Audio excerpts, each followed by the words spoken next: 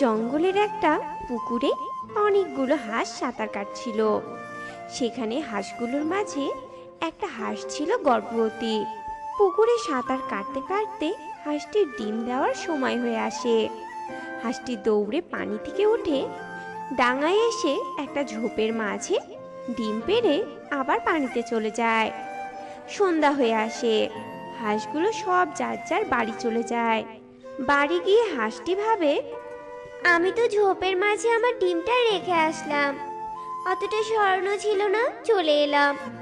যদি আমার ডিমটাকে কেউ খেয়ে নেয়, এখন তো অনেক রাত, আমি তো আর এখন যেতেও পারবো না।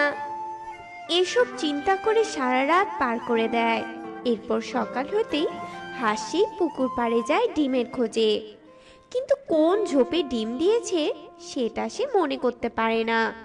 সে অনেকগুলো ঝোপের আড়ালে খোঁজে, কিন্তু সে কোনো ডিম পায় না। অবশেষে তাকে খালি হাতে বাড়ি ফিরতে হয়। হায় ঈশ্বর, আমি তো আমার ডিমটা পেলাম না, তুমি ওকে দেখো, ওর যাতে কোনো ক্ষতি না হয়। এই বলে হাঁস খুব কাঁদতে থাকে। আর ওইদিকে দিন যত বাড়তে থাকে, সূর্যের তাপ তত প্রখর হতে থাকে। খুব বেশি রোদের তাপ থাকার কারণে ডিম ফুটে ফুটফুটে একটা হাঁসের ছানা বের হয়। উফ বাবারে, ডিমটার ভেতরে যে কি গরম ছিল! বাইরে কত সুন্দর ঠান্ডা হাওয়া, কত গাছপালা, ফুল ফল, সবকিছু তো ঠিকঠাক আছে, কিন্তু আমার মা কোথায়? আমার মা কোথায় গেল? আমি আমার মাকে কোথায় পাবো? দেখি তো ওই দিকটায় আমার মা আছে কিনা। এরপর হাঁসের ছানাটি সামনের দিকে যেতে থাকে। যেতেই পথে সুখী পায়রার সাথে দেখা হয়। তখন হাঁসের ছানা সুখী পায়রাকে বলে, এই যে শোনো না, তুমি কি আমার মা? না ছোট্ট ছানা, আমি তোমার মা নই। তাহলে কোথায় আমার মা? চারপাশে ভালো করে তুমি তোমার মাকে খোঁজো, ঠিক পেয়ে যাবে। আচ্ছা ঠিক আছে। এরপর হাঁসের ছানাটি আবার সামনের দিকে যেতে থাকে। তখন একটা প্রজাপতির সাথে তার দেখা হয়। তুমি কি আমার মা হও? না গো ছোট ছানা, আমি তোমার মা নই। খুঁজতে থাকো, পেয়ে যাবে তোমার মাকে। এরপর হাঁসের ছানাটি পুরো জঙ্গলে তার মাকে খুঁজতে থাকে। এরপর তার সাথে দেখা হয় টুনির। তুমি কি আমার মা? না মা, আমি তোমার মা নই, তোমার মা অন্য কেউ। সামনে খুঁজতে থাকো, পেয়ে যাবে তুমি তোমার মাকে। এরপর ছানাটি সামনের দিকে যেতে থাকে। টুনি ছানাটিকে পেছন থেকে দেখতেই থাকে। হঠাৎই টুনির চোখে পড়ে এক বিরাট ঈগল ছানাটিকে খাওয়ার জন্য তেড়ে আসছে। তখন টুনি দৌড়ে গিয়ে ছানাটিকে বুকে জড়িয়ে নেয়। টুনিকে দেখে ঈগল সেখান থেকে পালিয়ে যায়। ছোট্ট ছানা, আমি তোমার মা, আর তুমি এখন থেকে আমার কাছেই থাকবে। সত্যি তুমি আমার মা? ইয়ে, কি মজা কি মজা, আমি আমার মাকে ফিরে পেয়েছি। এরপর টুনি হাঁসের ছানাটিকে নিয়ে তার বাড়িতে যায়। হাঁসের ছানাকে দেখে টুকি বলে, মা, তুমি এটা কাকে নিয়ে এসেছো? এটা তো আমাদের থেকে একদমই অন্যরকম দেখতে। এটা তোর বোন রে মা, এখন থেকে তুই ওর সাথেই থাকবি আর খেলা করবি। খেলা করব ঠিক আছে, কিন্তু ওকে আমার কোনো জিনিস দিতে পারবো না কিন্তু।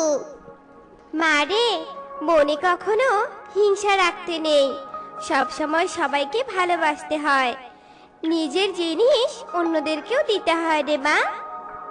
আর তো কিছু বুঝি না আমি দিব না মানে দিবই না। এই বলে টুকি ঘরে চলে যায়। টুনি সব কাজ শেষ করে হাঁসের ছানাটিকে খেতে দেয়।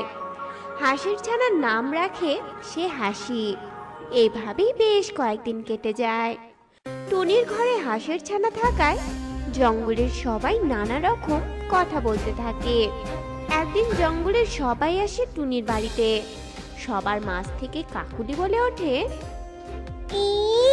কোথায় জানি কোন হাঁসের সাথে প্রেম করে এই বাচ্চাটিকে নিয়ে এসেছে, সেটা যে কে জানে, ঈশ্বরই মনে হয় ভালো জানে। টোনা দাদা মরতে না মরতে তুই এসব কাজ শুরু করে দিয়েছিস? ছি ছি ছি ছি ছি। এটা ভদ্র পাখিদের সমাজ, এখানে কোনো বাজে পাখি থাকতে পারবে না। এই সবাই শোনো, এই বেয়াদব পাখিকে আমরা জঙ্গল থেকে বের করে দেই। তোমাদের সবার ভুল হচ্ছে, এটা আমার সন্তান নয়, একে আমি কুড়িয়ে পেয়েছি গো। হয়েছে, থাক থাক, এখন আর শাক দিয়ে মাছ ঢাকতে হবে না। আমরাও তো কিছু বুঝি, তাই না? সবাই শোনো, এক্ষুনি এই টুনির বাড়ি ভেঙে জঙ্গল থেকে তাড়িয়ে দাও এদেরকে। এরপর সবাই মিলে টুনির বাড়ি ভেঙে দেয় আর টুনিকে তার ছানাদের সহ জঙ্গল থেকে বের করে দেয়।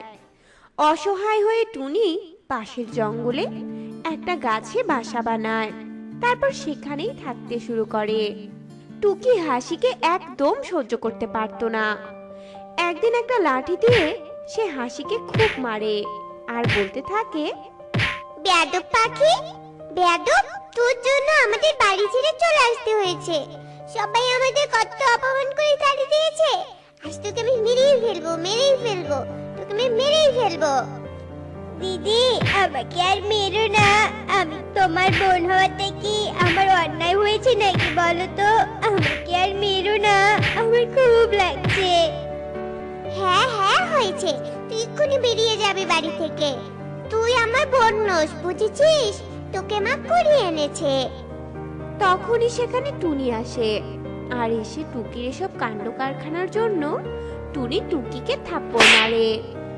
বেয়াদব মেয়ে কোথাকার, তোকে বলেছি না হাসি তোর বোন, ওর সাথে কোনোদিনও খারাপ আচরণ করবি না। এসব তুই কি করছিস? হ্যাঁ, টুনির মার খেয়ে টুকি কাঁদতে কাঁদতে বাড়ি থেকে বেরিয়ে যায়। এরপর সন্ধ্যা হয়ে আসে, কিন্তু টুকি আর বাড়ি ফিরে আসে না। টুনি চিন্তায় পড়ে গিয়ে হাসিকে নিয়ে টুকিকে খুঁজতে বের হয়।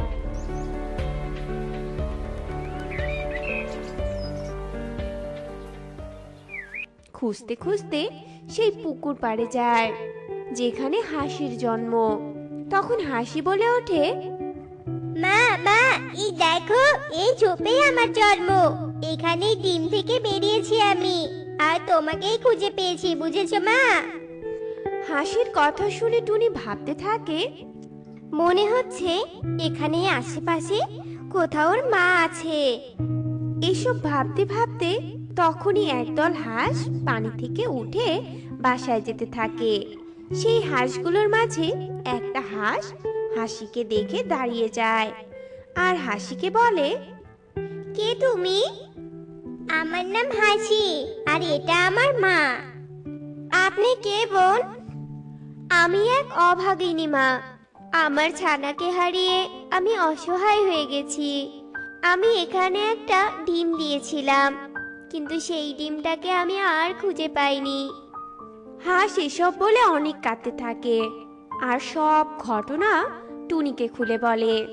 টুনি সবটা শুনে বলে ওঠে, এই যে বোন, আপনার ছানা। এতদিন আমি ওকে আমার কাছে রেখেই বড় করেছি। আজ আপনি ওকে নিয়ে যেতে পারেন। আপনাকে অনেক ধন্যবাদ বোন। আমি ভেবেছিলাম আমার ছানাকে হয়তো আমি আর কোনো দিন খুঁজে পাবো না। ভেবেছিলাম হয়তো ডিম থেকে আমার ছানার জন্মই হয়নি। আয় মা, আমার কাছে আয়।